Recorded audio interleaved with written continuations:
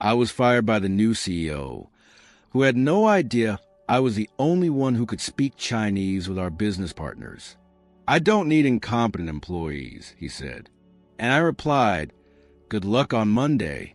When the business partners arrived, and one expected the outcome. The fluorescent lights in the conference room buzzed faintly, casting a sterile glow over the long glass table. Daniel Wong sat on one end, dressed in his usual charcoal gray blazer and pressed shirt, his posture straight but not rigid. His expression remained composed, even as he read the tone in Brian Coleman's voice, cold, definitive, and already dismissive. Brian, the newly appointed CEO of the international logistics firm, had arrived only 3 weeks earlier. Hailed by the board as a financial savant from New York, he had no background in international operations, and even less in cross-cultural business. Yet he entered with sweeping reforms, demanding immediate efficiency, slashing departments, and scheduling performance evaluations with robotic precision. Daniel had sensed a shift instantly. The atmosphere, once collaborative, turned corporate and clinical. Let me be clear, Brian said, folding his hands, his voice echoing across the silent room.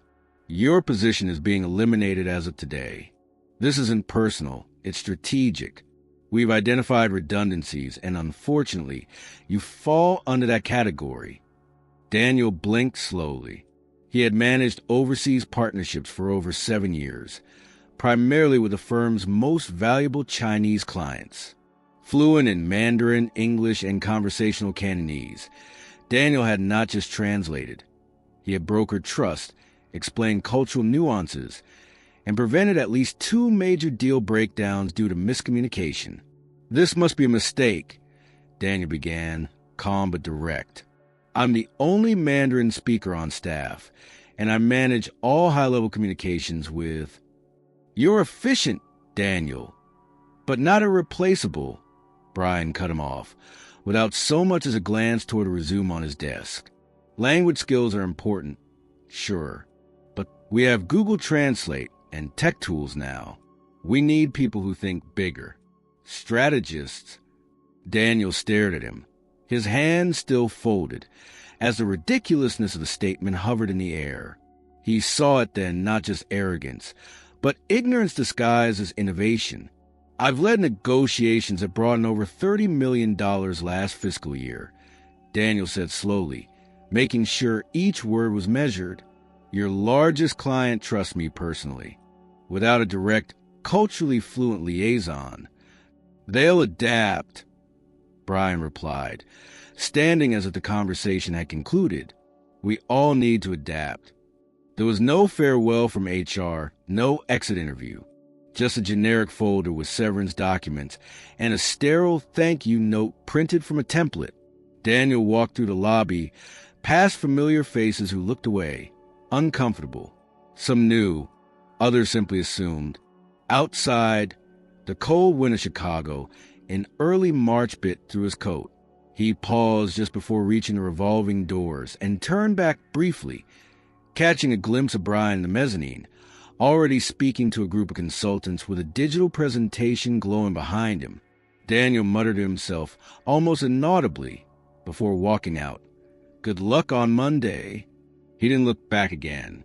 A few blocks away, seated at his favorite diner, Daniel sat stirring a lukewarm cup of coffee he hadn't touched. The waitress, who knew him by name, asked if he was okay. He offered a faint smile and nodded. What was there to say? Over the years, Daniel had come to understand something about people like Brian. They moved through systems with a certain brand of self-assuredness. Men who saw cost before value, who replaced context with data, who believed that global connections could be automated like spreadsheets. But he also knew something else. Experience, real human connection, cannot be replaced with a software tool. He thought about the clients in Shenzhen and Shanghai, the countless late-night calls accommodating the time difference, the personal meetings during Lunar New Year, the careful wording of contracts that honor both language and intent. It wasn't just work, it was stewardship. By the time he stepped back into his apartment that evening, Daniel had already begun drafting an email, not out of bitterness, but clarity. He wrote a message addressed to a private contact he hadn't spoken to in nearly 2 years, someone at a competing firm who had once tried to poach him.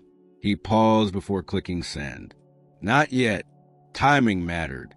Instead, he clicked open his notes and began reviewing his client logs, looking through his detailed records of every negotiation he had facilitated.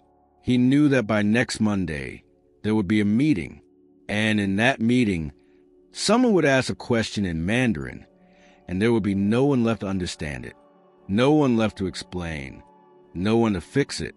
Daniel did not want revenge. He never had, but he believed in consequences. And in this case, they were already set in motion. The lobby was busier than usual that morning. The front desk had been alerted to expect a delegation of senior executives from the company's largest Chinese partner, and though the internal staff hadn't been told the purpose of the visit, whispers had already begun circulating. The timing felt suspicious. Too soon after Daniel Wang's departure, too soon for the dust to have settled. But no one voiced their concern aloud. Upstairs, the boardroom had been prepared with clinical precision.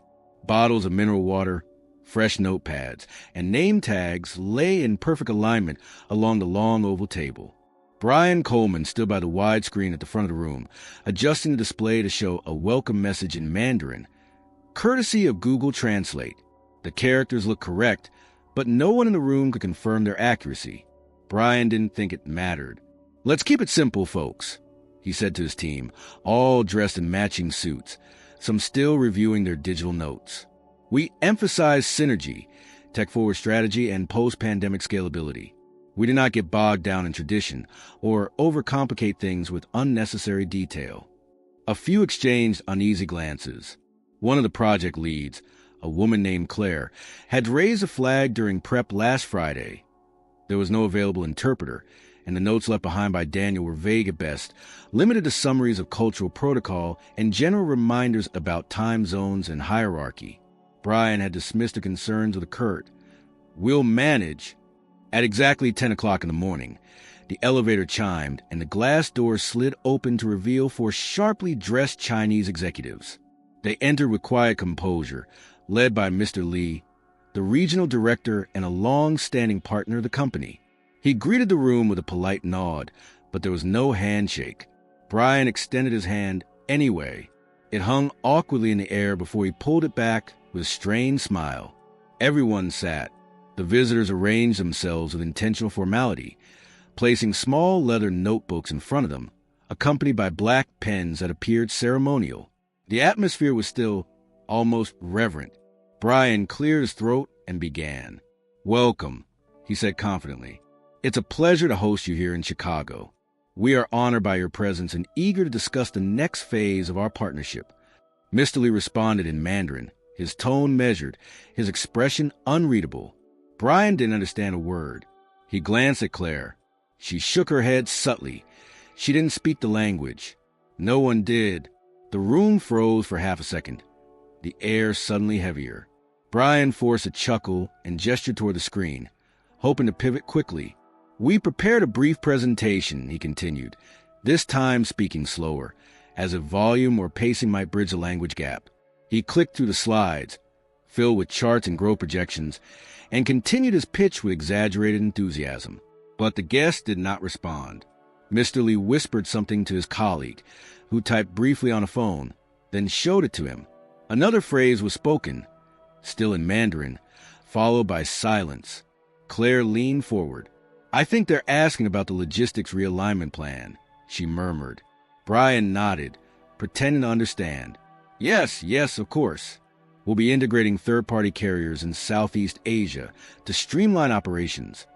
The same colleague typed another message and passed it across again. This time, Mr. Li's eyebrows lifted. He sat back in his chair, folded his hands neatly, and said something short but firm. The tone was unmistakable dissatisfaction. Brian turned pale. He glanced at his phone under the table. Opening a translation app, he typed in a quick question, "Is everything okay?" The robotic voice read it aloud in Mandarin. The result was butchered and formal, almost incomprehensible. Mr. Lee's expression didn't change. One of his associates stood up, bowed briefly, and said a phrase that even without translation felt final. The group gathered their materials without haste, but with no indication of continuing the meeting. As they rose from their seats, Brian stood too, trying to salvage the moment. "We can reschedule, maybe bring in someone from Beijing or..." Mr. Lee gave a faint, controlled smile, not unkind, but empty. He nodded once, turned, and walked out with his team in perfect silence. The door closed with a soft thud. No one in the room moved. It wasn't until 3 minutes later that Brian spoke again, his voice a dry whisper. "What the hell just happened?" Claire didn't respond. No one did. The presentation continued to cycle on the screen behind them, each slide more irrelevant than the last. The silence in the room felt suffocating. By noon, the news had already spread internally. The Monday meeting was a disaster. Reports surfaced that the Chinese delegation had declined further talks and left the country early. The regional office in Hong Kong sent a message to headquarters asking for clarification.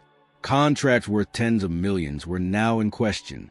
Brian locked himself in his office for the rest of the day.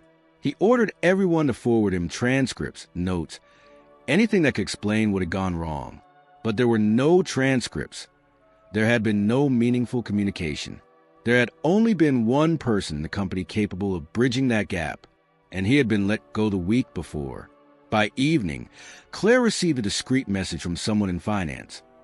The board wanted an internal report within 48 hours, not on the meeting, but on Brian's decision-making process. Someone from legal had begun reviewing termination files. Daniel Wong's name had already surfaced, so had his email archive. And that's when things began to unravel. The morning after the failed meeting, the 11th floor, usually buzzing with calculated corporate rhythm, was unnervingly quiet. Executives moved to the hallways with clipped steps, avoiding eye contact. Closed doors and whispered conversations became the norm. The receptionist had been instructed not to schedule any meetings for Brian Coleman that day, a decision that hadn't come from his assistant, but from someone in the executive oversight office. Inside a private boardroom 2 floors above, 7 individuals sat in silence around a mahogany table. The chairman, Richard Haynes, an imposing figure with salt-gray hair and a permanent scowl of pragmatism, adjusted his glasses as he read the preliminary report in front of him. It was thinner than he expected. Thin because the damage was clear and didn't require elaboration. A breakdown of the company's most lucrative contract. No interpreter. No plan. No backup. And all of it under the directive of their newest CEO. "We're losing credibility in Shanghai," said Marcia Alvarez, head of international relations. "The regional offices are reporting radio silence from key partners. One of our mid-sized clients in Shenzhen is already suspending shipments, and another in Nanjing just requested a revised agreement with extended evaluation clauses. This is not a delay. This is a pullback." Richard didn't speak for a long moment. Instead, he flipped to a printed email included in the report, sent from Daniel Wong 2 days before his termination.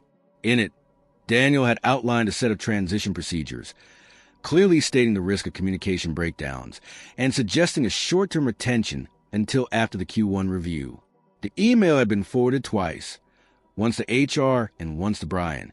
Neither reply was documented. Did Brian ever acknowledge this? Richard asked. "No," replied Ellis Monroe, head of compliance. "In fact, we believe he deleted it after forwarding.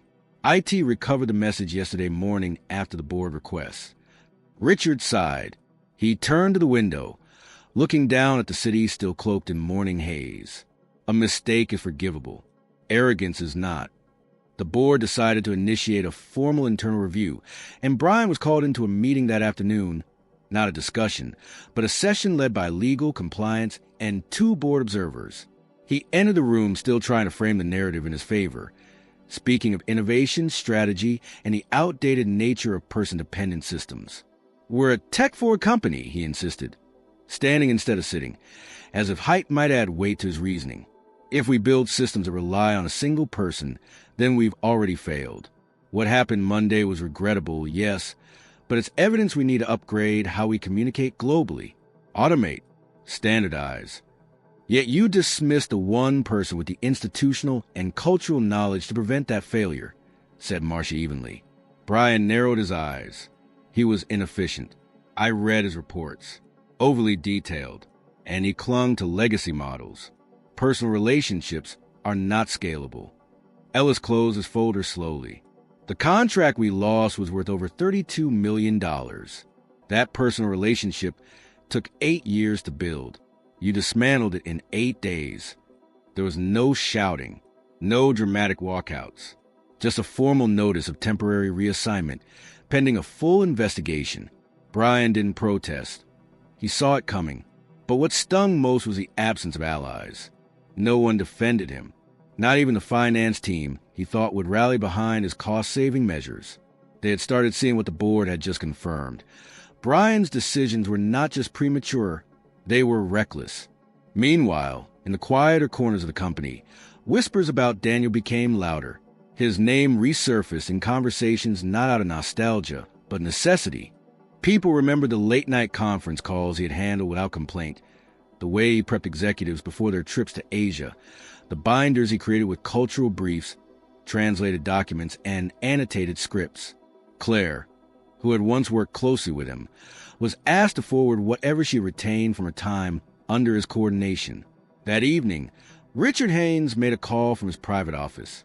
It wasn't to Brian. It was to a discreet recruitment consultant based in San Francisco. He asked for a full profile on Daniel Wong, including current employment status, professional affiliations, and network connections in East Asia. The board wasn't looking for a scapegoat. They were beginning to think of rebuilding, and they wanted to know whether the person they had lost could be recovered. But by the end of the week, they received an answer they hadn't anticipated. Daniel Wong had already been hired by a competitor. The company was smaller, yes, but agile, and more importantly, strategically placed within the same trade networks the board had just watched begin to fracture. The background report included a brief on Daniel's new role, Director of International Partnerships, with a focus on East Asian growth. It also noted that 2 former clients had already begun talks with the new firm, citing concerns about instability and arrogance at their previous partner company. Richard folded the report and set it on the desk without a word. The damage was done, and there was no reversing it. Daniel adjusted the cuffs of his navy suit as he stepped into the top floor of the sleek, glass-paneled office building in San Mateo. The space was modest compared to the sprawling towers of Chicago, but the atmosphere here was focused, driven, and strategically curated for innovation rather than bureaucracy. The reception area held no unnecessary decor, just a quiet energy and a digital wall display cycling through graphs, global metrics, and market updates in real time.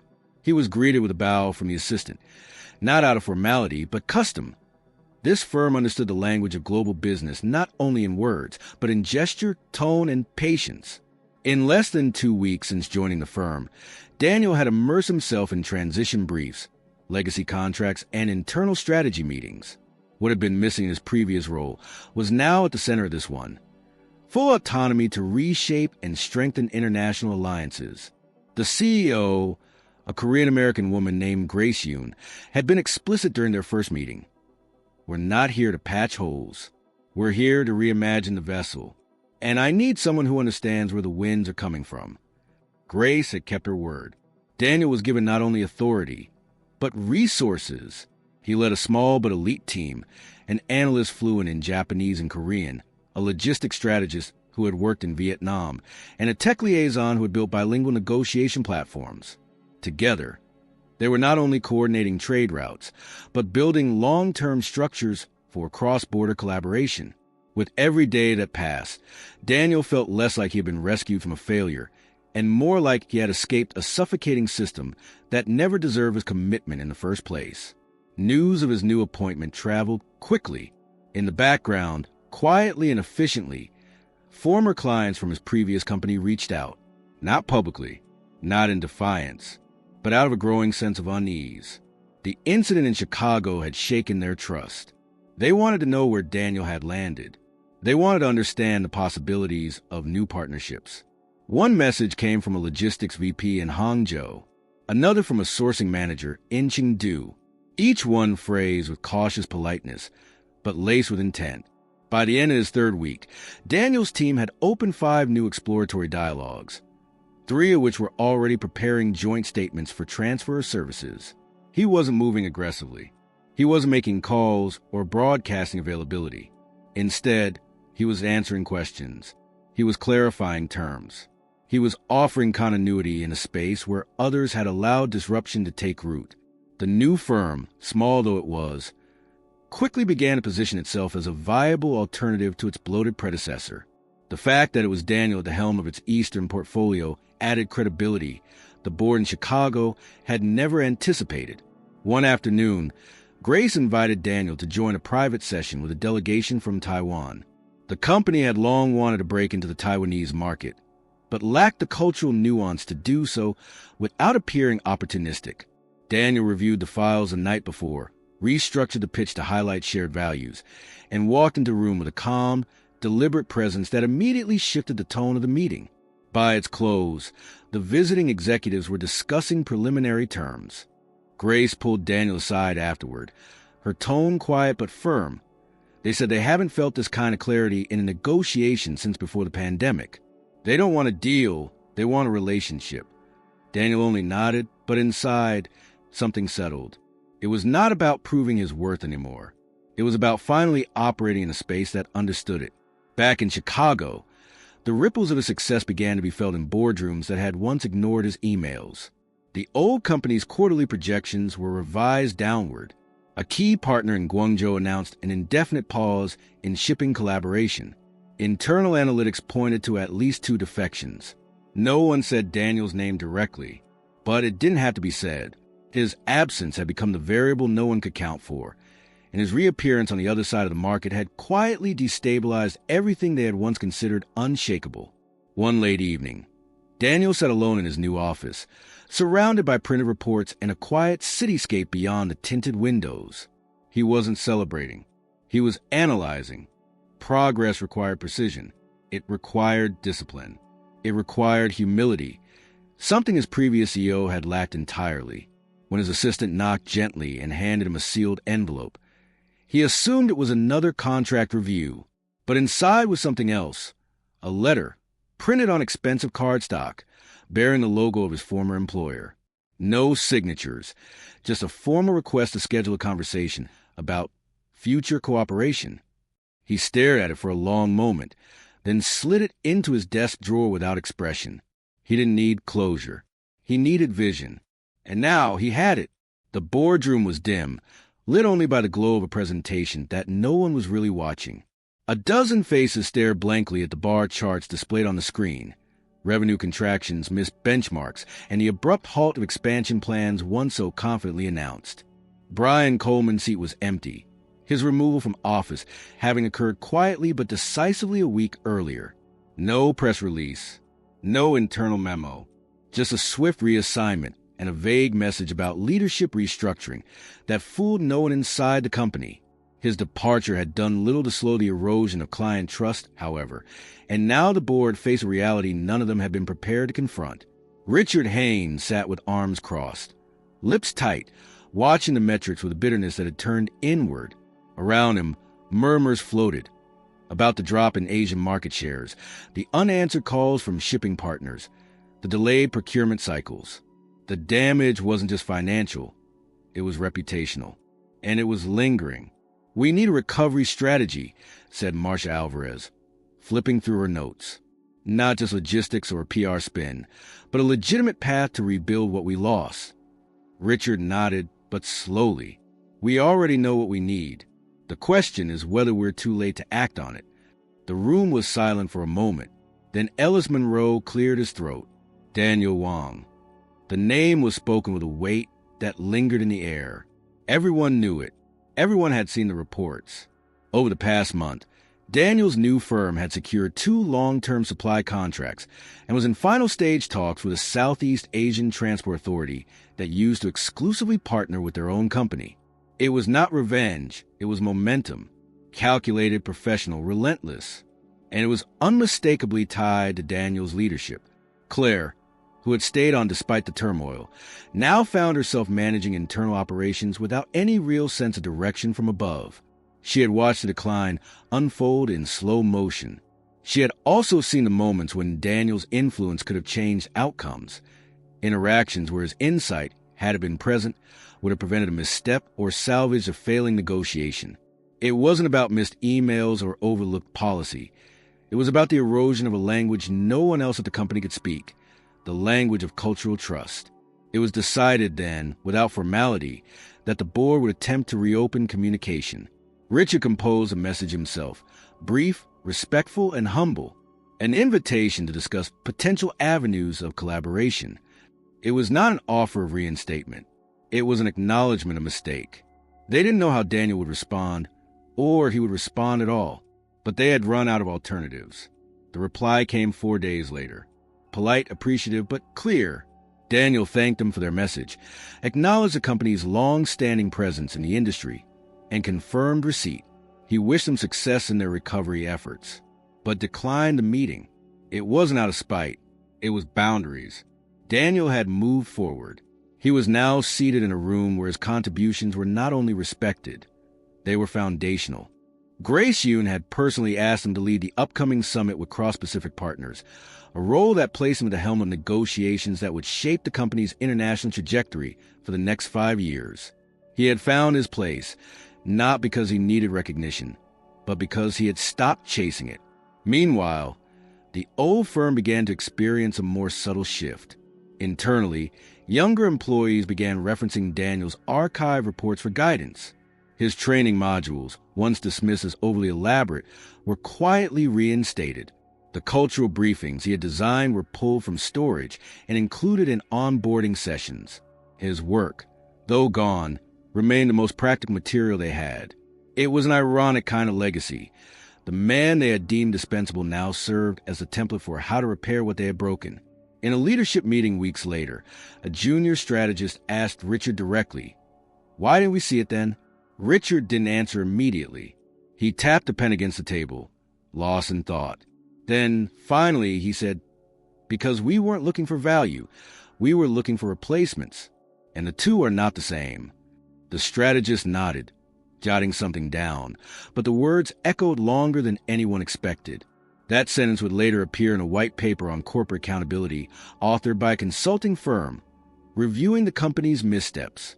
The incident with Daniel became a case study, not as a tale of injustice, but as a cautionary lesson in short-sighted leadership and the cost of ignoring cultural capital. For Daniel, none of this was known in detail. He had no interest in tracking the decline. He was focused on building. His team was growing. New roles were being created. And more importantly, the values he had long defended, communication, cultural fluency, mutual respect, were no longer seen as obstacles to profit. They were understood as essential strategies. As he left the office late one evening, the city lights glinting in the bay beyond the glass, Daniel allowed himself a brief moment of reflection. Not nostalgia, not bitterness, just clarity. He had not needed to be vindicated.